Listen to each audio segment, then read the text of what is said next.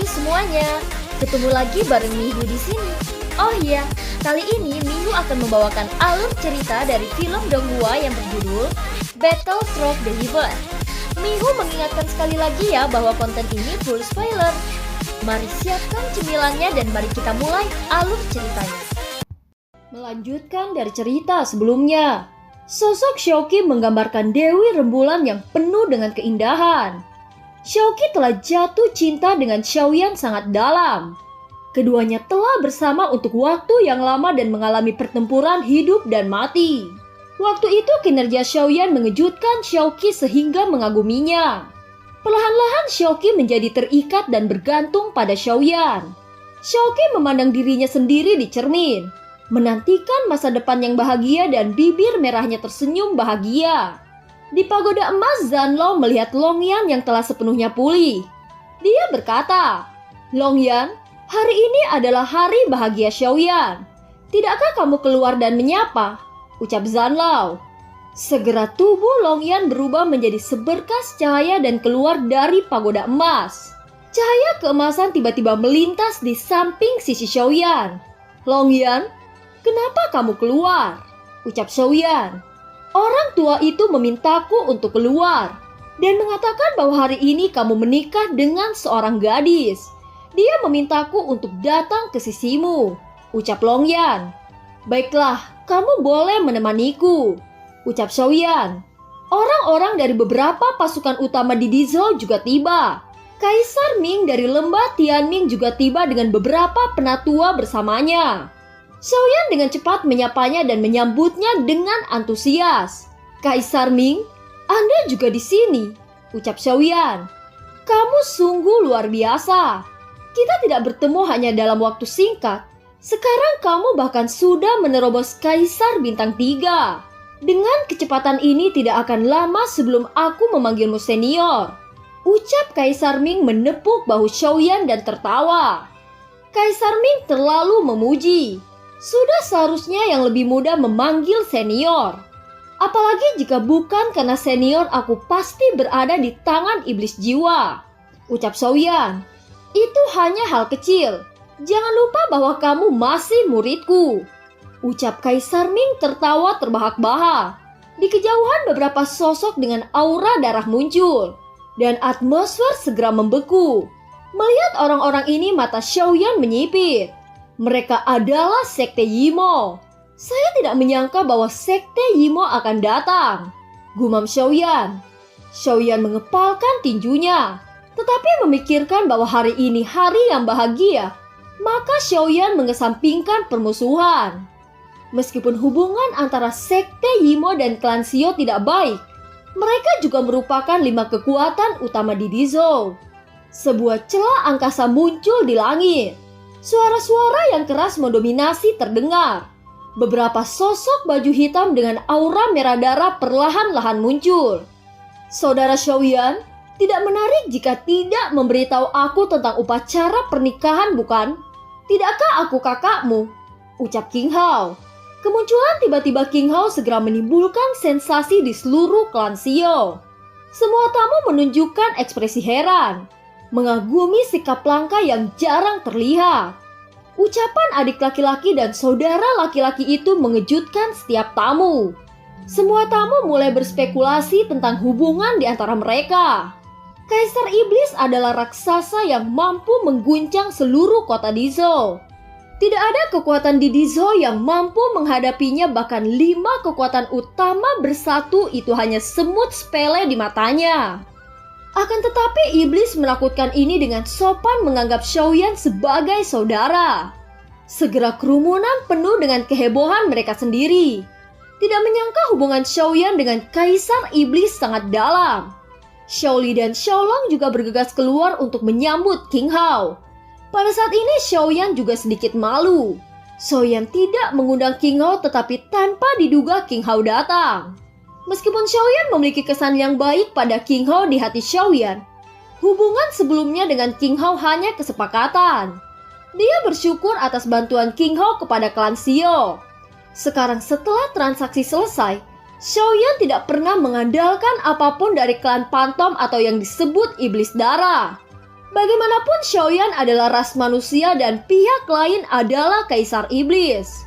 Mengundang Kaisar Iblis King Hao tidak hanya karena permusuhan antara ras manusia dan ras iblis, tetapi juga karena status mereka yang sama sekali tidak setara. Saudara King, bagaimana kamu mendapatkan berita tentang pernikahanku? Ucap Xiaoyan. Hahaha, aku telah mengatur seseorang di Dizhou memperhatikan berita klan Xiao. Secara alami aku tahu tentang pernikahanmu dan datang kemari untuk minum bersama.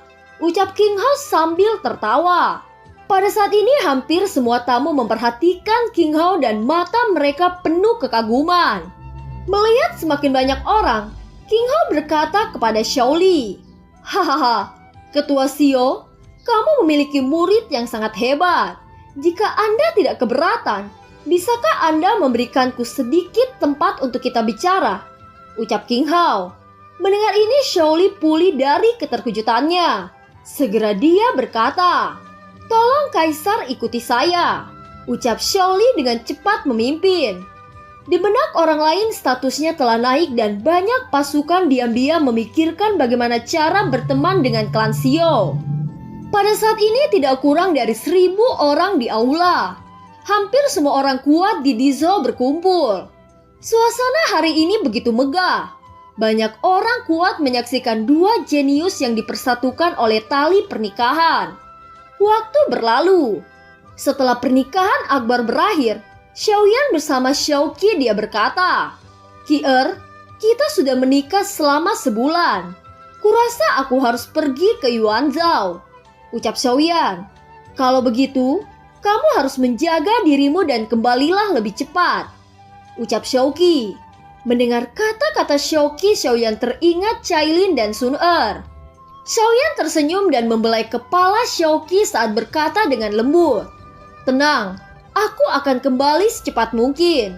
Berita tentang kepergiannya Xiaoyan dengan cepat ke telinga para tetua klan Xiao. Karena kamu telah membuat keputusan, kami tidak bisa menahanmu. Bagaimanapun benua Kaisar sangat luas. Semakin kamu melangkah jauh, semakin kamu akan mendapatkan beberapa manfaat. Tetapi kamu juga harus hati-hati. Yuanzhou tidak sekecil Dizhou. Wilayah itu tempat para raksasa berkumpul. Ucap Xiao Li. Xiaoyan mengangguk. Sesaat kemudian semua penatua klan Xiao mengantar kepergian Xiaoyan. Sebelum itu Xiao Li datang untuk memberikan sebuah cincin kepada Xiaoyan. Dia berkata, di dalamnya terdapat 100.000 koin emas. Itu mungkin dapat membantumu. Ucap Xiao Li. Kalau begitu Xiaoyan akan mengucapkan terima kasih kepada kakek. Ucap Xiaoyan. Hanya setelah itu Xiaoyan tidak menunda lagi, segera sosoknya merobek celah ruang dan sosoknya menghilang. Di persimpangan pegunungan Tianmo sosok Xiaoyan melintas dari celah. Setelah itu Xiaoyan beristirahat untuk memulihkan tenaganya.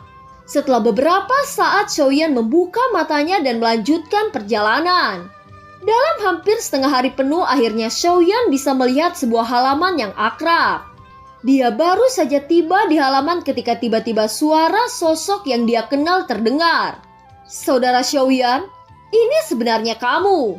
Ucap King Hao menyambutnya dengan wajah bahagia. Saudaraku, pengantin baru harusnya di rumah bersama istri bukan? Tentu saja kamu memiliki alasan besar. Kemari dan katakan pada saudaramu ini. Ucap King Hao. Aku ingin bertemu klan obat. Apakah saudara King tahu bagaimana menemukan klan obat? Tanya Xiaoyan. Oh, apakah kamu ingin belajar memurnikan pil? Aku punya banyak master dalam klan obat. Tapi masih agak buruk jika dibandingkan alkemis tua itu. Ucap King Hao. Ini bukan untuk mempelajari pengobatan. Saya mendengar bahwa klan obat memiliki cara untuk membangkitkan seseorang yang hanya memiliki jejak jiwa. Salah satu leluhur saya di benua Daoqi pernah membantu saya untuk menembus tingkat kaisar. Itu menyebabkan leluhurku menghilang dan menyisakan jejak jiwa. Saya ingin menghidupkan kembali leluhur saya. Ucap Xiaoyan. Ternyata seperti ini. Memang benar bahwa hanya klan obat yang memiliki metode ini. Saya juga mendengar mereka menggunakan benda untuk menghidupkan jejak jiwa. Saya tidak tahu pasti benda apa yang mereka gunakan, akan tetapi benda itu mampu menghidupkan jejak jiwa. Tidak sulit untuk menemukan klan obat. Mereka dapat ditemukan di kota Jucheng. Tetapi aku khawatir sulit untuk mendapatkan benda itu. Dikatakan bahwa banyak orang yang pergi memintanya dan akhirnya kembali dengan tangan kosong. Ucap King Hao. Jucheng? Tanya Xiaoyan pertama kali dia mendengar nama itu. Jucheng adalah sebuah kota di prefektur di Yuan, di mana semua pasukan di daratan memiliki institusi. Ucap King Hao. Ini sebenarnya tidak sederhana. Dengan kata lain, kota Jucheng adalah pusat dari daratan. Ucap Xiaoyan. Aku harus memberitahumu terlebih dahulu. Berdasarkan kekuatanmu saat ini jika pergi ke kota Jucheng, aku khawatir kamu akan menemukan banyak masalah bahaya. Ucap King Hao. Xiaoyan mengangguk namun tidak sedikit pun menganggapnya sebagai hambatan. Bagaimanapun pengalamannya tentang harimau ganas tidaklah kurang. Segera dia tiba-tiba berkata, Saudara King, kenapa aku tidak melihat King Mu'er? Ucap Xiaoyan. Sejak kamu menikah, dia selalu menyendiri dan mudah marah. Saya tidak tahu kenapa sifatnya akhir-akhir ini berubah. Ucap King Hao. Xiaoyan segera terkejut saat mendengar ini. Bukankah ini sesuatu di luar harapan Xiaoyan? Bagaimanapun Xiaoyan tidak pernah berniat meninggalkan sebuah perhatian penuh terhadap siapapun tanpa alasan. Sesaat kemudian King Hao menghela nafas dan tiba-tiba berkata, Baiklah, biarkan aku memberitahumu tentang kekuatan di Yuanzhou. Ucap King Hao meletakkan peta di depan Xiaoyan dan mulai menandai peta itu dengan detail. Setelah beberapa saat, Xiaoyan akhirnya mendapatkan pemahaman tentang Yuanzhou dan kota Jucheng. Kota Jucheng memiliki daratan terbesar di benua Kaisar. Dan dengan sumber Kaisar terkuat di seluruh benua, ukuran kota raksasa itu jauh di luar imajinasi orang biasa. Kota besar itu berbentuk cincin. Di tengah-tengah cincin itu ada hutan besar yang sangat besar. Wilayahnya beberapa kali lebih besar dari seluruh Dizhou. Hutan raksasa itu adalah tempat di mana semua orang kuat di benua Kaisar berburu harta karun. Diselimuti energi yang sangat besar dan dibuka sekali setiap 3.000 tahun. Hari pembukaan disebut sebagai festival raksasa. Hutan raksasa itu juga dipenuhi dengan bahaya binatang buas. Mulai dari level terendah bintang 5 dan yang terkuat bintang 7.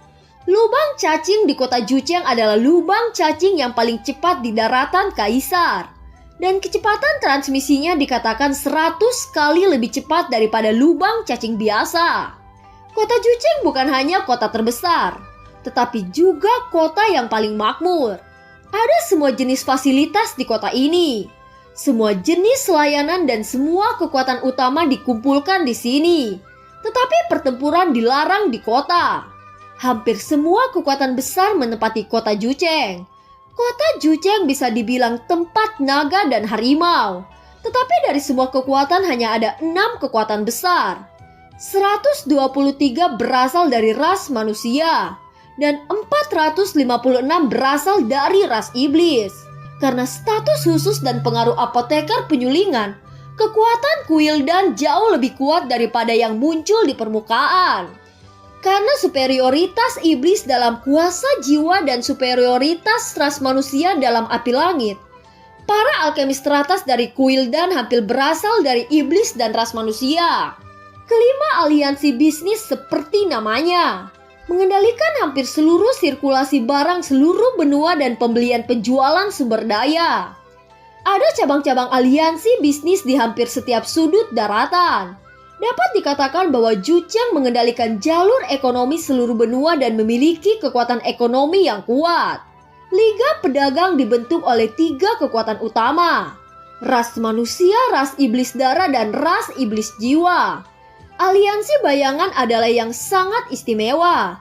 Berspesialisasi dalam memata-matai berita dan menerima pekerjaan untuk pembunuhan. Hampir tidak ada berita yang tidak dapat ditemukan. Kecuali berita seperti 3 hal aneh. Tingkat keberhasilan pembunuhannya juga sangat tinggi. Pembunuhannya kuat dan profesional. Menurut target pembunuhan dan kesulitan pembunuhan, itu dibagi menjadi 4 tingkatan. Urutan kuning, urutan misterius, urutan tanah, dan urutan hari. Setiap urutan pembunuhan dijalankan hanya sekali. Sejauh ini belum ada presentasi untuk kegagalan perintah pembunuhan.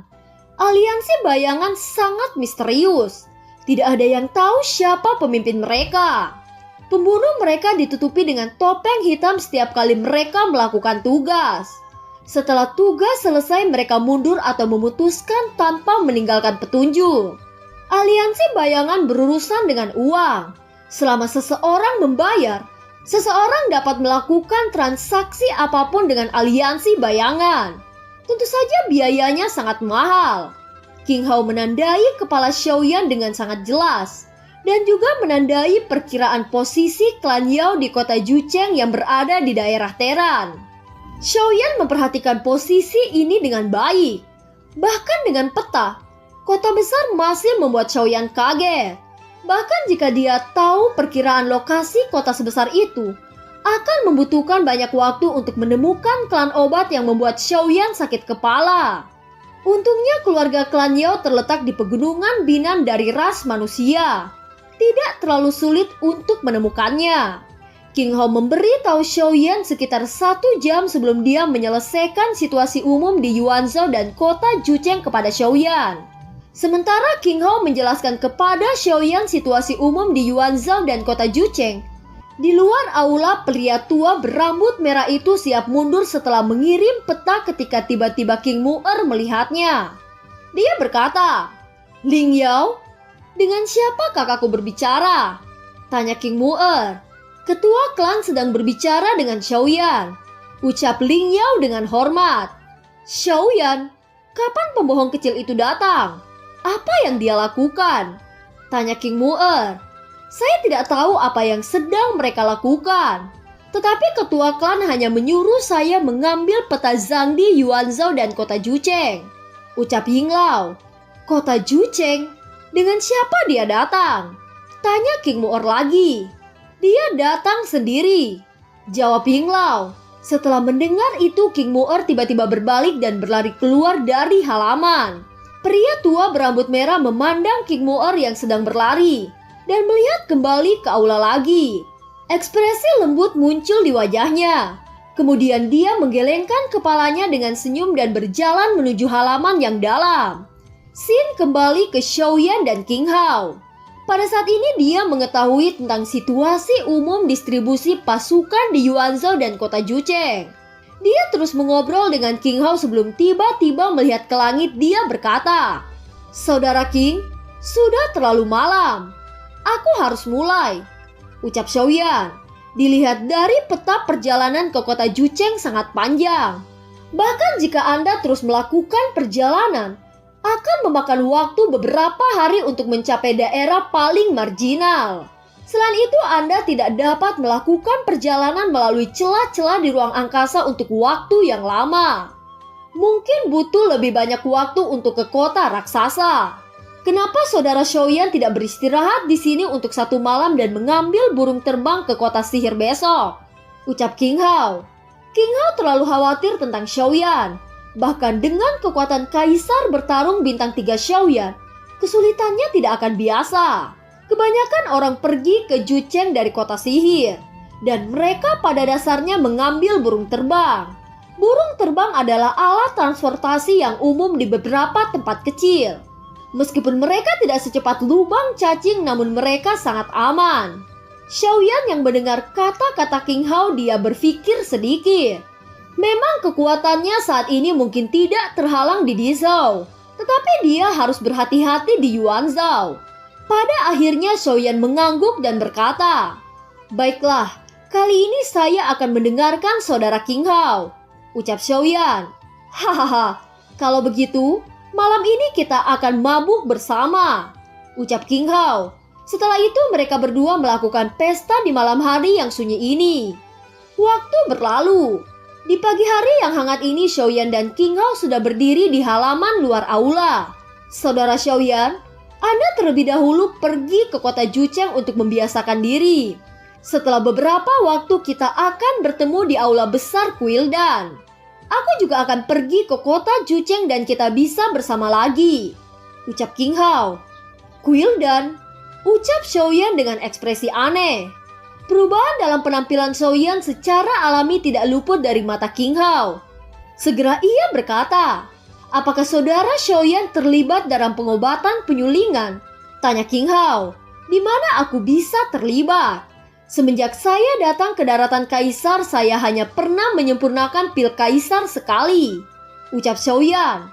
Disempurnakan hanya sekali? Apakah penyulingannya berhasil? Tanya King Hao dengan suara minat. Xiaoyan mengangguk dan berkata, saya memang berhasil, tetapi saya belum pernah mencobanya lagi. Jadi saya tidak berani mengatakan bahwa saya berani terlibat, ucap Xiaoyan.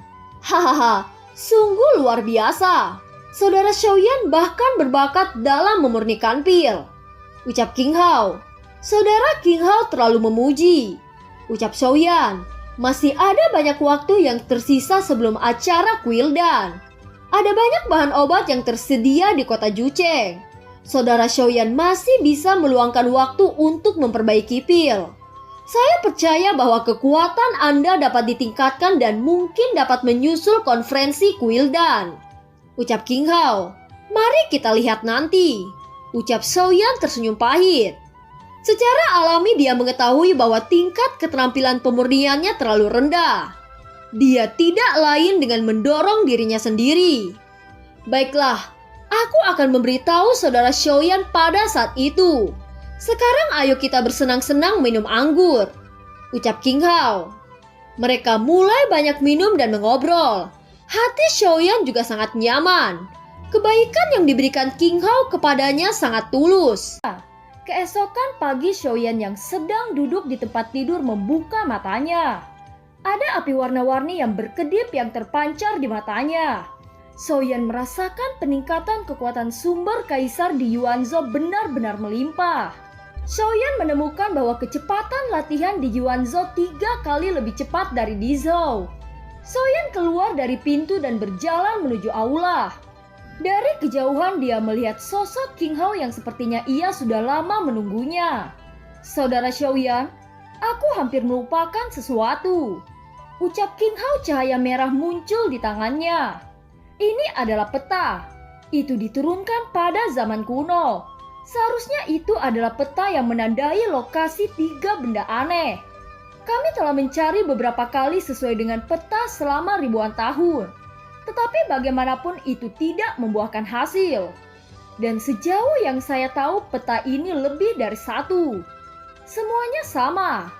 Semua orang meragukan keasliannya, tetapi menurut saya itu tidak palsu. Saudara Xiaoyan, ambillah peta ini, aku yakin Anda bisa menemukan 3 benda aneh tersebut, ucap King Hao menyerahkan peta tersebut. Mendengar 3 hal aneh, mata Xiaoyan bersinar. Segera Xiaoyan mengambil peta dari tangan King Hao. Semoga saya memiliki kesempatan untuk melihat Anda menelan 3 hal aneh di masa depan. Sekarang saya akan mengantar Anda ke perjalanan, ucap King Hao. Di kota sihir, King Hao sangat terkenal. Terutama baru-baru ini King Hao mengumumkan bahwa dia adalah Kaisar Iblis. Terlihat seorang wanita cantik yang merupakan seorang pelayan transportasi. Dia berkata, maaf, kemana Kaisar akan pergi? Ucap wanita pelayan itu. Bukan aku yang pergi, tetapi saudara di sampingku yang akan pergi. Berikan aku tunggangan terbaik di tempat ini, ucap King Hao. Gadis cantik itu mengangguk dan membisikkan sesuatu pada wanita berjubah merah di dalam aula. Segera wanita berjubah merah itu ke depan King Hao dan buru-buru berkata dengan hormat, aku tidak tahu Kaisar Iblis datang berkunjung. Tolong maafkan kelalaian saya, ucap wanita berjubah merah. Tidak apa-apa, saya tidak menyalahkanmu, ucap King Hao. 2 tamu terhormat, tolong ikuti saya, ucap wanita berjubah merah membawa King Hao dan Xiaoyan menuju tempat pertemuan. Di dalam tempat pertemuan berbagai jenis burung dan binatang terbang-terbang ke segala arah. Meskipun ukurannya besar, tetapi kecepatan penerbangannya juga luar biasa cepat. Jenis burung dan binatang buas ini khusus digunakan untuk transportasi manusia. Wanita berjubah merah membawa King Hao dan Xiaoyan ke seekor burung yang tidak terlalu besar. Burung itu mempunyai kecepatan yang luar biasa. Jenis burung ini disebut burung falcon petir. Meskipun merupakan yang terkecil dari binatang buas jenis burung, tetapi kemampuan terbangnya yang tercepat. Kaisar Iblis, ini adalah tunggangan yang terbaik di tempat kami. Awalnya ada pelanggan yang memesan burung ini. Karena saudara Kaisar Iblis ingin mencari tunggangan terbaik, maka saya akan memberikan burung ini, ucap wanita berbaju merah itu. King Hao mengangguk. Setelah itu dia menoleh ke Xiaoyan dan berkata, "Saudaraku, aku hanya bisa mengirimmu ke sini. Semoga kamu beruntung," ucap King Hao menepuk pundak Xiaoyan. "Terima kasih saudara King, saya Xiaoyan akan mengingat kebaikan Anda," ucap Xiaoyan tersenyum.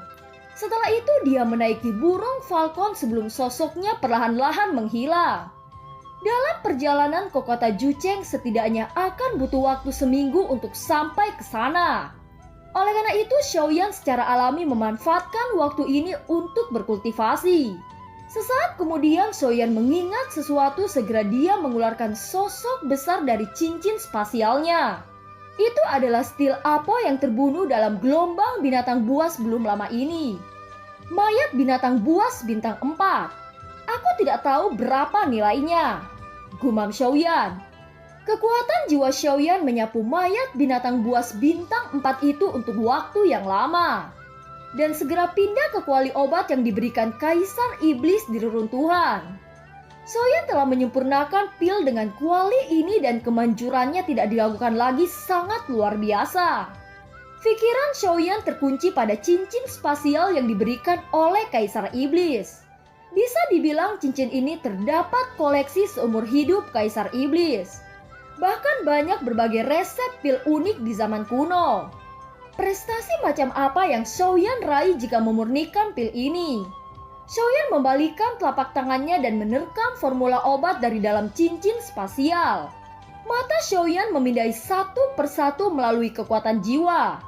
Banyak bahan obat dan langkah-langkah khusus yang diperlukan untuk memurnikan pil.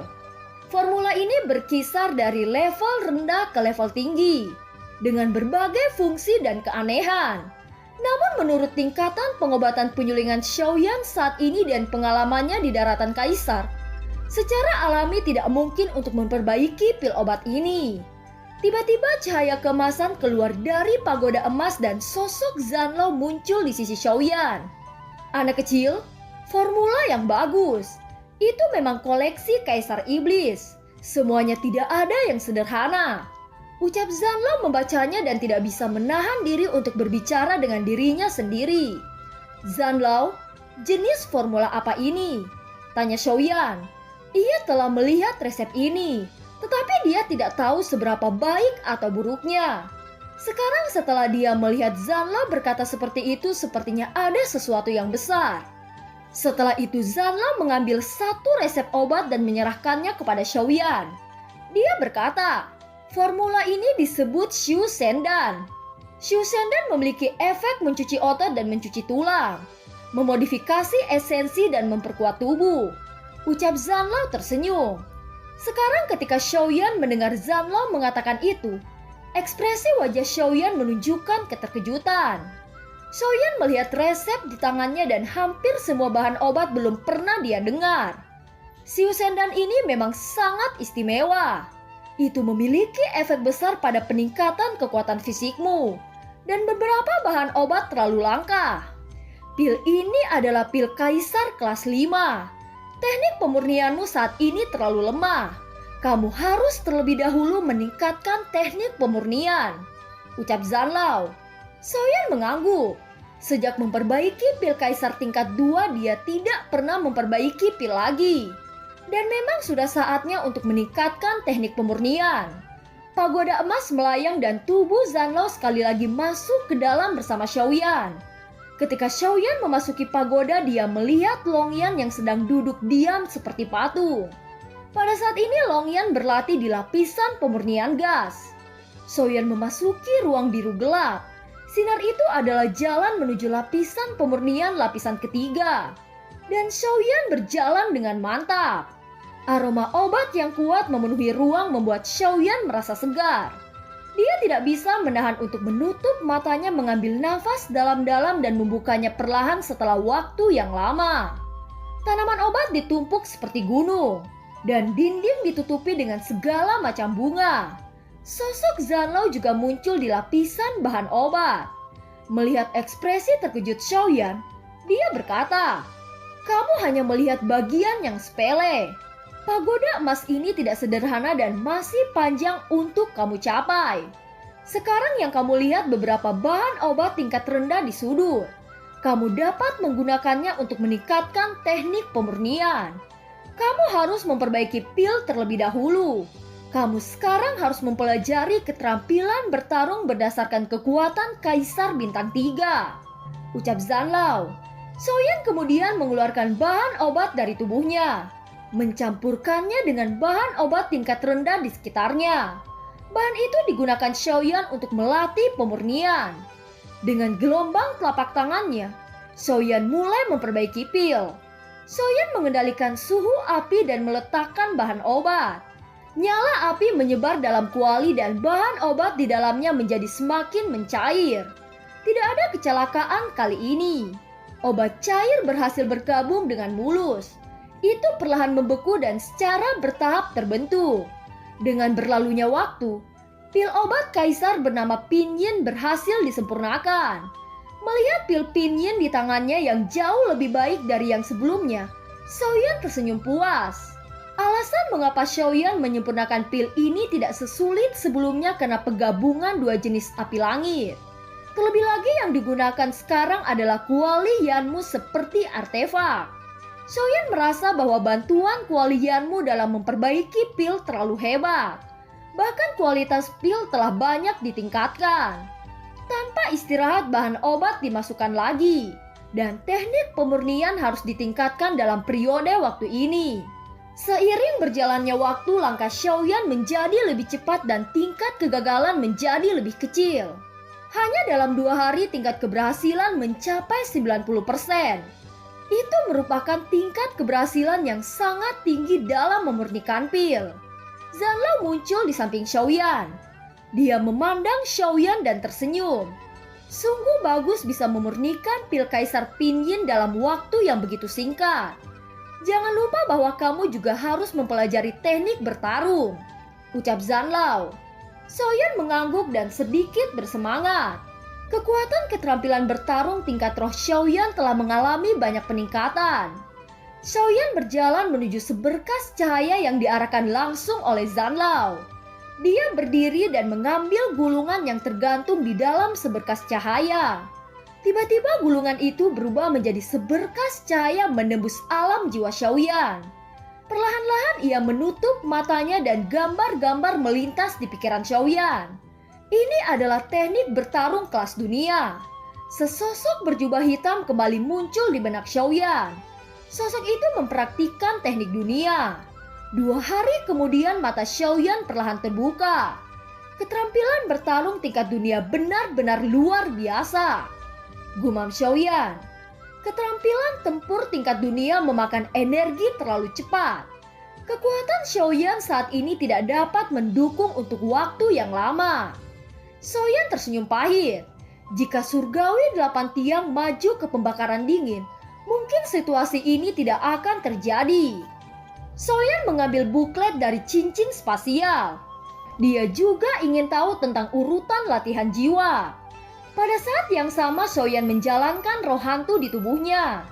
Sekarang ketika roh hantu diaktifkan, kekuatan dingin yang aneh merembes dalam tubuh Xiaoyan. Xiaoyan tenggelam dalam menjalankan roh hantu selama sekitar 2 jam sebelum dia perlahan keluar dari kultivasi. Dia terkejut menemukan bahwa ada peningkatan halus dalam kekuatan jiwanya. Jika ini masalahnya, selama dia berlatih roh hantu setiap hari kekuatan jiwanya akan terus meningkat. Roh hantu ini benar-benar luar biasa. Kekuatan jiwa sangat sulit untuk ditingkatkan. Sekarang dengan adanya roh hantu, peningkatan kekuatan jiwa tidak akan menjadi masalah. gumam Xiaoyan. Pada saat ini perjalanan Xiaoyan telah hampir sampai ke kota Jucheng. Segera sosoknya menghilang dari pagoda emas. "Tuan, kita sudah mencapai kota Jucheng," ucap seorang pengemudi binatang falcon. Segera Xiaoyan keluar dari pintu dan sebuah kota megah muncul di depan Xiaoyan. Segera Xiaoyan turun dan mulai menyelusuri jalan. Xiaoyan terkejut melihat banyak bangunan toko obat yang sangat megah. Kota Jucheng ini benar-benar sesuai dengan reputasinya, gumam Xiaoyan. Dan film pun berakhir.